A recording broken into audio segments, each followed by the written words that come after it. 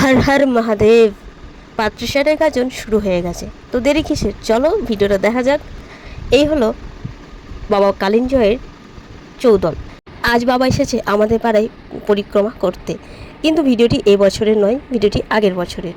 এবছরের গাজন খুব তাড়াতাড়ি ঢুকে গিয়েছিল আমাদের পাড়ায়, প্রায় 12:30টা থেকে, কিন্তু আমি ঘুমিয়ে গেছিলাম বলে গাজন দেখতে যাওয়া হয়নি। আগের বছরের ভিডিওটাই পাঞ্চ করে দিয়েছি। রাত গাজনের আগের দিন গামার গাছ কাটা হয়। এই গামার গাছটি কাটতে যায় বাবার ভক্তরা। এই হলো গামার গাছ, যেটি ঘিয়াই গ্রামে অবস্থিত। বিকেলবেলা গামার গাছ কাটার পর রাত্রেবেলা বাবা যান ঘিয়াই গ্রামে নগর পরিক্রমা করতে। এই দিনটি ঘিয়াই গ্রামের অথবা গা বেড়ার মানুষদের কাছে খুব আনন্দের দিন।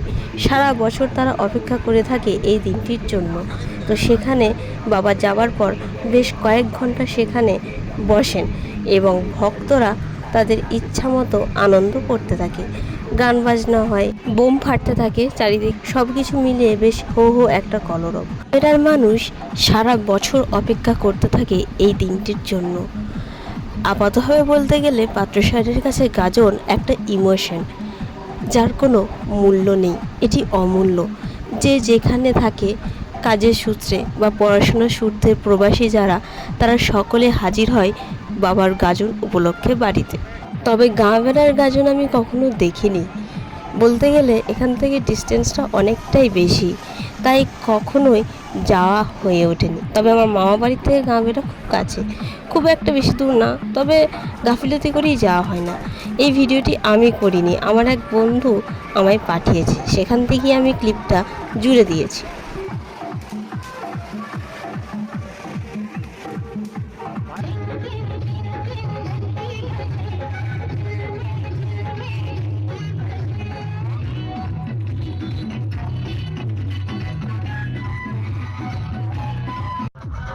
বাঁকুড়ার মধ্যে পাত্রসারের গাজন কিন্তু খুব নামকরা, দূর দূরান্ত থেকে মানুষ ছুটে আসে এই গাজনে।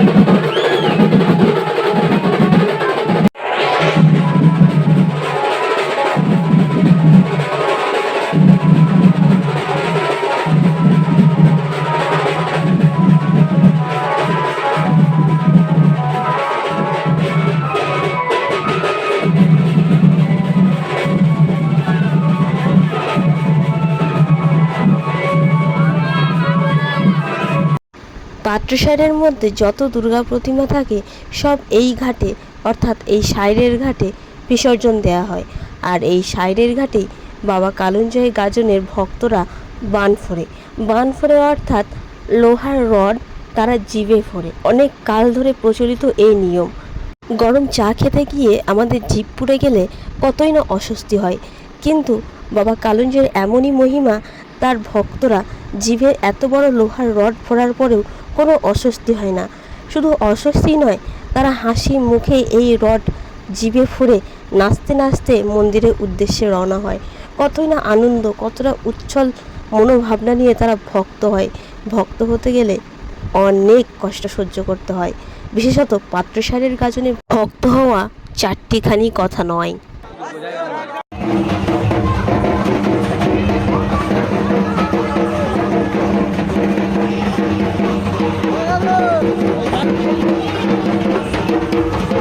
বানফোড়া ছাড়াও বাবা কালুঞ্জয়ের মন্দিরে আরও বেশ কিছু মানত বা মানসিক থাকে, যেমন ধুনো পোড়ানো, প্রণাম খাটা, হিন্দোল সেবা প্রভৃতি। গাজন হবে আর দোকান বসবে না, তা তো হয় না। আমাদের এই গাজনের অল্প একটু জায়গার মধ্যে প্রচুর রকমের দোকান আসে।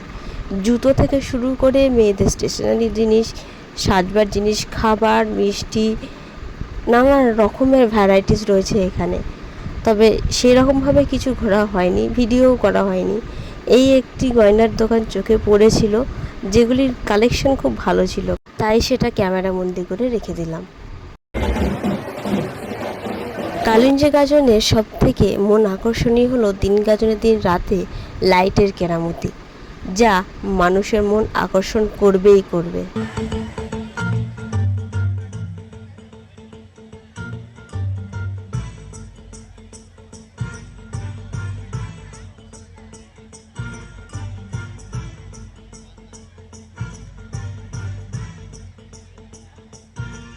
আমাদের এই গাজনে রাত্রি গাজনে মানুষ হয় প্রায় লক্ষাধিক।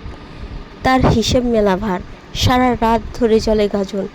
এই জন্যই বোধ হয় এর নাম দেয়া হয়েছে গাজন। যাই হোক, শুধু রাত গাজনই নয়, আমাদের এই গাজনের আকর্ষণীয় আরেকটি দিক হলো দিন গাজন।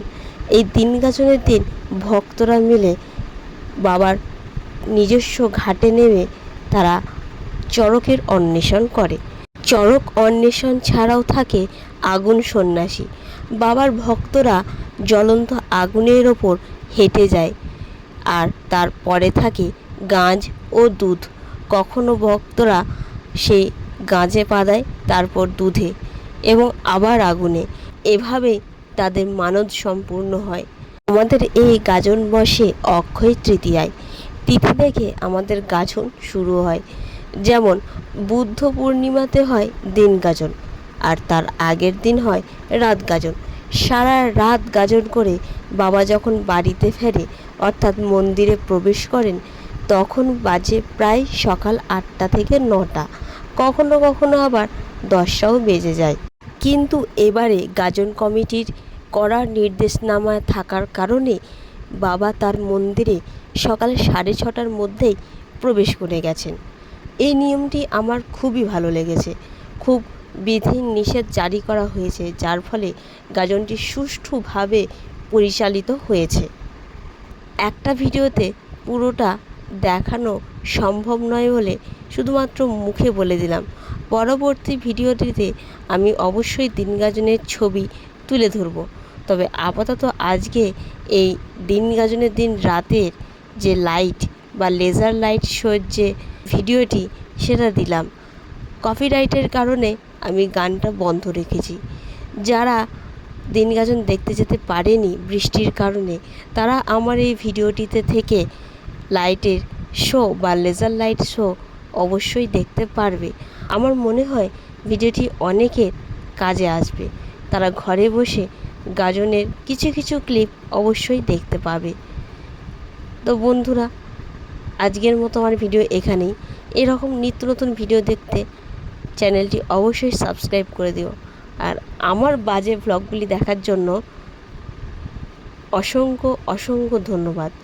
টাটা।